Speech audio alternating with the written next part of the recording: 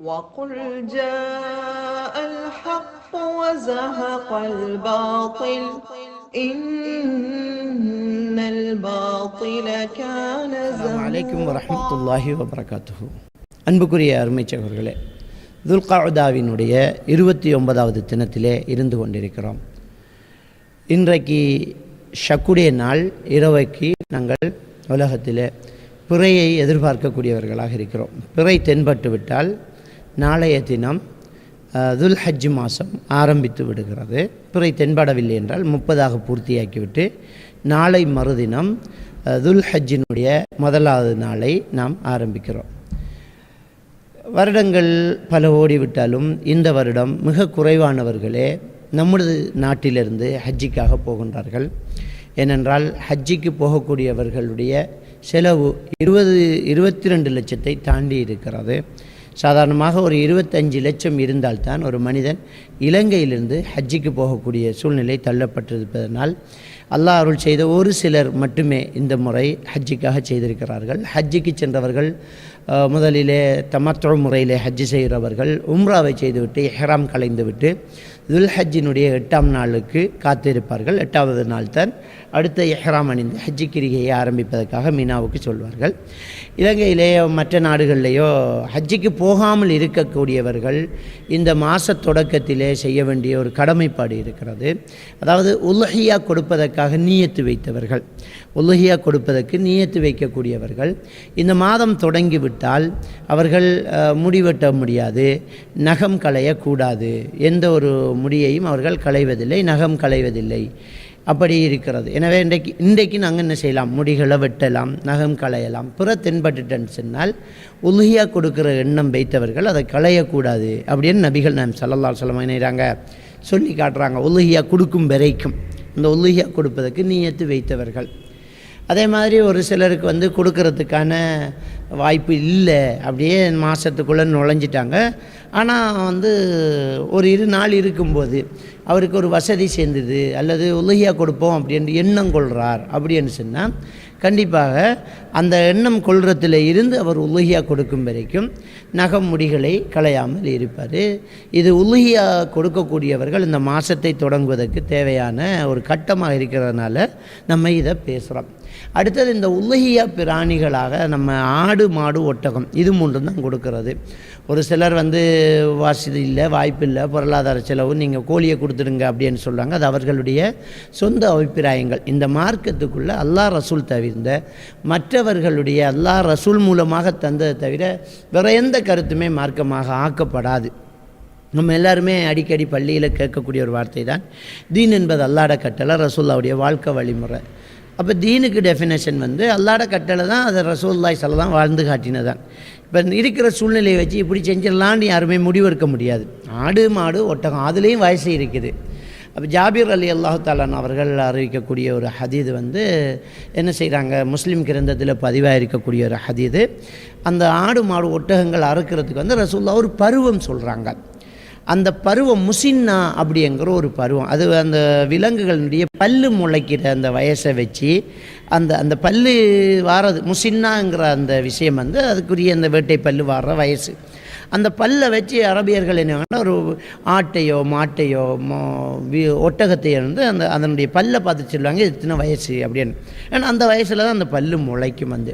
அந்த முசின்னாங்கிற அந்த வயசு மாட்டை பொறுத்த வரைக்கும் 2 வயசு முடிஞ்சதுக்கப்புறம் 2 வயசு பூர்த்தியாகும்போது அந்த பல்லு வந்துடும். ஆட்டை பொறுத்த வரைக்கும் 1 வயசு பூர்த்தியானோன்னு அந்த பல்லு வந்துடும். ஒட்டகத்தை பொறுத்த வரைக்கும் 5 வருஷம் முடிஞ்சதுக்கு பிறகு அந்த பல்லு வந்துடும். ஏன்னா அதை வச்சு என்ன செய்வாங்க, அதை சொல்லுவாங்க. அதே மாதிரி ஜெதாங்கிறது ஆட்டை பொறுத்த வரைக்கும் 6 மாதம் முடிஞ்சதுக்கு அப்புறம் அது வந்துடும். மாட்டை பொறுத்த வரைக்கும் 1 வயசு முடிஞ்சதுக்கப்புறம் அது வந்துடும். அது ஜெதா அப்படிங்கிறது. அப்போ ஜாபிர் ரலியல்லாஹு தஆலா அவங்க அறிவிக்கிறாங்க, ரசூலுல்லாஹி ஸல்லல்லாஹு அலைஹி வஸல்லம் அவர்கள் பிராணிகளில் முசின்னாவை அடைந்த முசின்னா என்ற அந்த வயசுக்கு வந்ததை கொடுக்க சொன்னாங்க. அதாவது அந்த பல்லு முளைச்சதை கொடுக்க சொல்கிறாங்க. அது மாட்டுக்கு 2 வயசு, ஆட்டை பொறுத்த வரைக்கும் 1 வயசு. அதில் சொல்கிறாங்க யாருக்கு முசின்னாங்கிறது கிடைக்கலையே அவர் ஜெதாவை கொடுத்துடலாம். அதாவது ஆட்டை பொறுத்த வரைக்கும் 6 மாதம் முடிச்சதை குடிச்சிடலாம் அப்படிங்கிறாங்க. அதே நேரத்தில் பர்ரா ரலியல்லாஹு தஆலா அவர்கள் அறிவிக்கக்கூடிய ஹதீஸ் புகாரியில் வருது. நபிகள் நாயகம் ஸல்லல்லாஹு அலைஹி வஸல்லம் அவர்கள் தொழும் திடலுக்கு போய் என்ன செய்கிறாங்க, தொழுகை நடத்துகிறாங்க. தொழுகிறதுக்கு பின்னாடி தான் உலுஹியா கொடுக்கணும். அந்த இடத்துல ஒரு பிராணி ஏற்கனவே அறுத்த தடத்தை காண்றாங்க, அந்த ரத்தம் இருக்கிறத காண்றாங்க. அதனால் அது கிரவுண்டில் தான் தொழுகை. நம்மெல்லாம் பள்ளியில் பெருநாக்குத்துவா தொழுவோம், ரசூலுல்லாஹி ஸல்லல்லாஹு அலைஹி வஸல்லம் கிரவுண்டில் தான் தொழுவாங்க. என்ன தொழுது அந்த இடத்துல அறுக்கிறாங்க, ஏற்கனவே அந்த இடத்துல அறுத்தும் இருக்குது ஒரு பகுதியில். அப்போ இதை யார் அறுத்தது? எங்களுடைய தொழுகை போன்று தொழுகைக்கு பின்னால் அறுத்தா தான் அது உலுஹியாவாக கணிக்கப்படும். அதுக்கு முன்னாடி அறுத்தால் அது அந்த பிராணிகளுக்கு, உங்களுடைய பிராணிகளை நீங்கள் அறுத்துட்டேன்னு சொன்னால் உங்கள் குடும்பத்தாருக்கு உணவு கொடுத்ததாக, விருந்து கொடுத்ததாக தான் அது கணிக்கப்படும் அப்படிங்கிறாங்க. அப்போ பர்ரா ரலியல்லாஹு தஆலா யார சொல்லலாம் என்கிட்ட இருந்தது அதுதான், அதாவது முசின்னா வயசுள்ளிய ஆடு தான் அறுத்துட்டேன். இருக்கிறதுல ஒரு நல்ல ஒரு ஆடி இருக்குது, ஆனால் அது வயசு வந்து ஜதாவுடைய வயசு, அதாவது 6 மாதம் தான் முடிஞ்சிருக்குது. அதை வந்து அறுத்துடலாமா அப்படிங்கிறாங்க. அப்போ நபிகள் நாயகம் ஸல்லல்லாஹு அலைஹி வஸல்லம் சொன்னாங்க, அருங்க, ஆனால் இது உங்களுக்கு மட்டும்தான், உங்களுக்கு பின்னுக்கு யாருமே கிடையாது, யாருக்குமே இல்லைங்கிறாங்க. அதனால் முன்னாடி நான் சொன்ன அந்த முஸ்லீம் ஹதீஸில் வந்து அதாவது முசின்னா இல்லாட்டி ஜதாவை கொடுத்துருங்கிறது மாற்றப்படுது. அந்த நபித்தோழரோடு பர்ரா ரலியல்லாஹு தஆலா அவர்களோடு அந்த ஜதாங்கிறது முடிக்கப்படுது.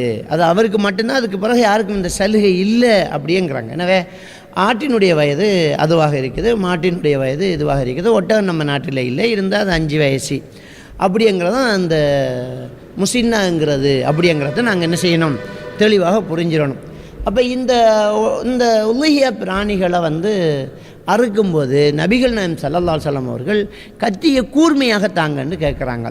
ஆயிஷா நாயகிட்ட கத்தியை தாங்கம்மா, அதை ரொம்ப கூராக்கி தாங்கங்கிறாங்க. கத்தி கூர்மையாக இருக்க வேண்டும், அந்த கூரிய ஆயுதத்தால் தான் அது வந்து அறுக்கப்பட வேண்டும். ஒரு நபிகள் நாயகம் ஸல்லல்லாஹு அலைஹி வஸல்லம் அவர்களும் சஹாபாக்களும் ஒரு யுத்தத்துக்காக ஒரு பயணம் போயிட்டு இருக்கிற நேரத்தில் மக்களுக்கு சரியான பசி அப்படி ஏற்பட்டுச்சு. அந்த இடத்துல வந்து எல்லோரும் முகாமிட்டிக்கிறாங்க. மக்கள் இடத்துல பின்பக்கமாக நபிகள் நாயகம் ஸல்லல்லாஹு அலைஹி வஸல்லம் அவங்க இருக்கிறாங்க. இருக்கக்கூடிய அறுத்து சாப்பிடுவதற்கான ஒட்டகம், குதிரைகள் என்று கொஞ்சம் தான் இருந்துச்சு. அதை வந்து என்ன செய்கிறாங்க, மக்கள் அவசரமாக அறுத்து என்ன செய்கிறாங்க, சட்டியை வச்சுட்டாங்க. இப்போ நபிகள் நாயகம் ஸல்லல்லாஹு அலைஹி வஸல்லம் அவர்கள் போய் சட்டியெல்லாம் இறக்குங்க, இறைச்சி கொட்டுங்க, அதை பங்கு வைக்கணும் அப்படி என்று என்ன செய்கிறாங்க சொல்கிறாங்க.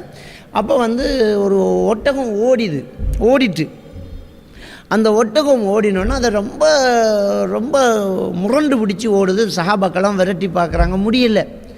கடைசியில் ஒருத்தர் வந்து என்ன செய்கிறார், குதிரையில் போய் அதுக்கு அம்பெறிகிறாரு. அம்பெறிஞ்சு அது ஓட முடியாமல் ஆனது பிறகு அதை அறுத்து பள்ளிடுறாங்க. அறுத்து பள்ளிடுறதுக்கு நெருங்கும்போது ஒரு நபித்தோழர் கேட்குறா, யாரை சொல்லலாம், வாழை வந்து இதை அறுக்கிறதுக்காக பயன்படுத்தினா நம்முடைய வாள்களுடைய கூறு மங்கி பெய்த்திடும், எதிரிகளை சந்திக்கும் போது நம்ம பின்வாங்க வேண்டி ஏற்படும், கூறான மூங்கில்களால் அறுக்கட்டுமா அப்படிங்கிறாங்க. அப்போ ஸல்லல்லாஹு அலைஹி வஸல்லம் அவர்கள் வந்து கூறான ஆயுதங்கள், கூறான ஒரு வஸ்து இருந்து அது இரத்தத்தை ஓட்டுதாண்டு, அது எல்லாத்துலேயும் அறுக்கலாம், நகங்களையும் பற்களையும் தவிர்ந்து கொள்ளுங்க அப்படி என்று சொல்கிறாங்க. அப்போ சொல்லிட்டு சொல்கிறாங்க, நகங்கள் பற்கள் என்பது எலும்பு வகையை சேர்ந்தது, அதனால் அறுக்கக்கூடாது. நகங்கள் என்பது அபிசீனியா, அதாவது எத்தியோப்பியா நாட்டு மக்கள் வந்து நகங்களால் அறுக்கக்கூடியவர்கள், விலங்குகளினுடைய கூரிய நகங்களால் கத்தியாக பயன்படுத்தி அறுக்கக்கூடியவர்களாகிறான், அதுவும் தடுக்கப்பட்டது அப்படிங்கிறாங்க.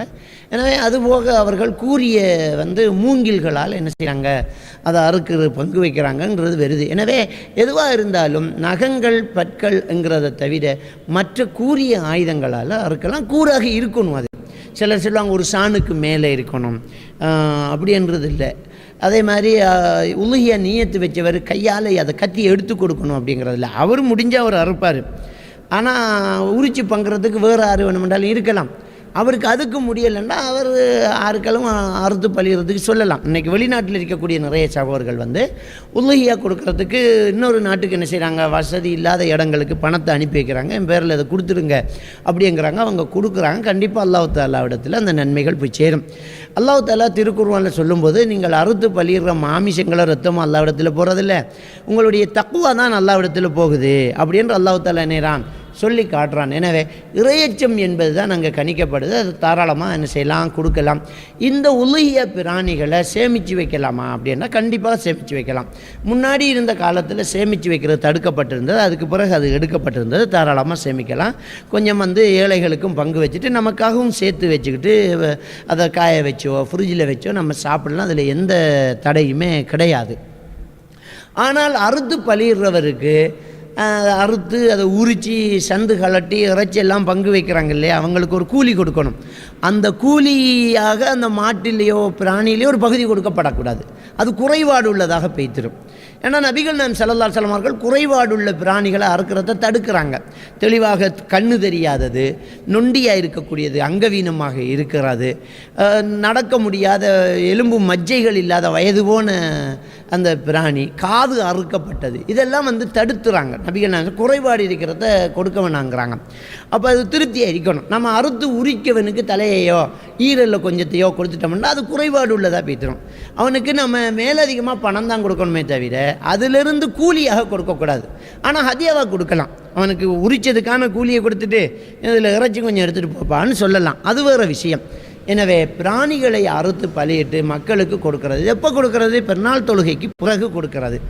ஒரு சிலர் பெருநாள் அன்றைக்கு மட்டும்தான் கொடுக்கணுங்கிறாங்க. இன்னொரு சிலர் அடுத்து உள்ள ஐயாமு தஷ்ரீக் என்று சொல்லக்கூடிய ஐயாமுல் அக்குல் வ ஷுர்ப் என்று சொல்லக்கூடிய நாள், அடுத்த நாளும் கொடுக்கலாங்கிறாங்க. அதில் இமாம்களுக்கு இடையில் ஒரு கருத்து முரண்பாடு இருக்குது. இதில் சிறந்தது பெருநாள் அன்னைக்கே கொடுக்கறது தான்.